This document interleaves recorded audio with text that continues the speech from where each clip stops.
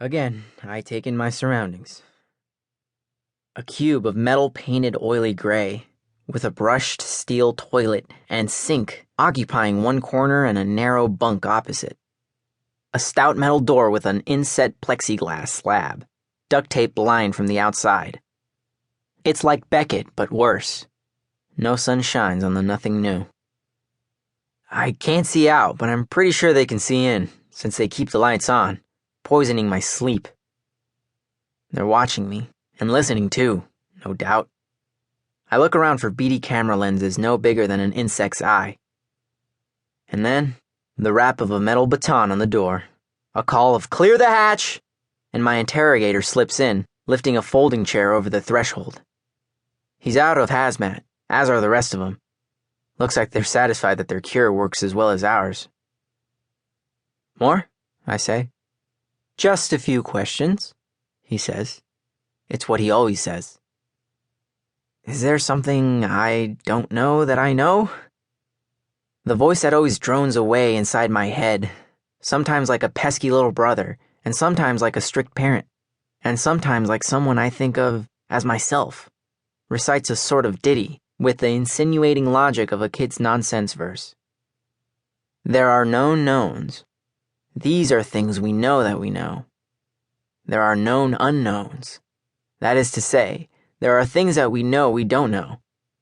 But there are also unknown unknowns.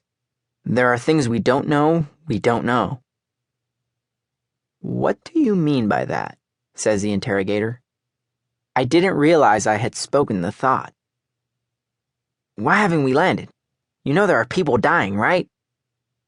He doesn't answer, but one of my guards in quarantine had told me that the Ronald Reagan keeps its massive self just over the edge of the horizon from land, just out of sight of the island. Aren't you gonna run out of fuel? To my surprise, he actually answers this one. This is a nuclear-powered ship, he says. We can stay at sea for 20 years at a time. He smiles.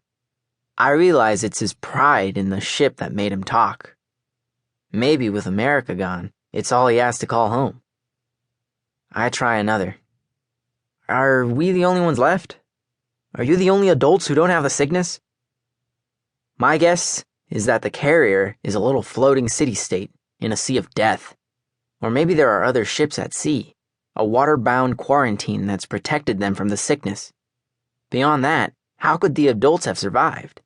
The sickness decimates everything. No, says the teacher in my head, it does worse than decimate. The word decimate originally referred to the Roman custom of punishing legionnaires. They would select, by lot, 1 out of every 10 soldiers in a legion that had mutinied and put them to death. Discipline through terror. What the sickness did was worse. All the little children, all the adults gone. The sickness, like an advertiser, respects the teen demographic. I thought you might like some extra dessert, he says by way of changing the subject. He holds out a foiled sealed cup of fruit salad. He's been trying to train me with these doggy treats for a week now, like he wants my memory to sit up and beg. I take the plastic cup. It's still cold from the refrigerator. Even if the ship could stay afloat for 20 years, they couldn't feed everyone on board, could they? Once I saw a documentary about carriers that said the biggest ones had crews of thousands. How long could they survive off the ship's stores? They'd need fresh supplies. If I can talk to Brainbox, maybe we can figure it out. I bet Box is vacuuming information in, no matter how hard they try to keep him in the dark. Or rather, no matter how hard they try to keep him in the dim.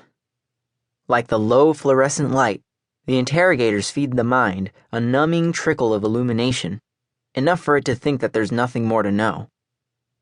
Back at Plum Island, when the helicopter had done its Deus Ex Machina thing, hanging in the sky fat and ungainly as a bumblebee, I had hoped for a lot better. I guess after everything we'd been through, I'd reckon on a hero's welcome. A slap on the back, an ice-cold Coke. You've done good, son, now the nightmare is over. A slice of pizza?